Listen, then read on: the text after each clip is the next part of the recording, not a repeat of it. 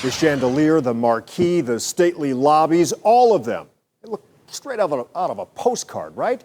Playhouse Square is a stop for so many visitors and a beloved location for those of us who live here too. But it wasn't always that way. For decades, those theaters sat quietly, crumbling. But today, Playhouse Square dedicated a plaque in honor of an event that happened 50 years ago.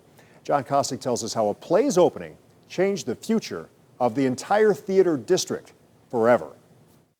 Playhouse Square is one of Cleveland's crown jewels. That it was almost torn down for parking lots a half-century ago is almost unimaginable. But as Joe Gary remembers the place in 1973, it was pretty much coming down on its own. If you were in the theater of the State Theater, you thought it was snowing because all of the a plaster was coming down from the ceiling and it was dripping and the stage had collapsed and there were no seats and there'd been fires everywhere in the building. I mean, it couldn't have been more of a disaster. At the time, he was directing a play at Cleveland State called Jacques Brel is Alive and Well and living in Paris. On his closing night, he was approached by Ray Shepherdson, the man behind the effort to save Playhouse Square, who asked him if he'd consider extending the play's run, not in the State Theater clearly, but in its lobby. It was one of the few spaces in Playhouse Square that was savable and inhabitable at the time. There was debris, desolation everywhere. It looked like bombs had dropped. Needless to say, it wasn't an easy sell. When I brought the cast here, they thought I'd lost my mind because this is a cavernous space. It's a very intimate little show. They signed on, though, and with 3 weeks until the wrecking balls were expected to begin demolition, they opened in this lobby on April 18, 1973. Word quickly spread, and their 3-week run became 6, then 12. We opened, and lo and behold, magic happened, and the phoenix started to rise. Yes, their 3-week run ended up lasting 2.5 years, still the longest running play in Ohio history. It sent a message that theatergoers were willing to come into Cleveland for shows, and the corporate community soon took note. As the theaters were restored, he told me as we sat in this cavernous lobby that is to him a shrine, so too was the neighborhood around it. It wasn't only the rebirth of Playhouse Square,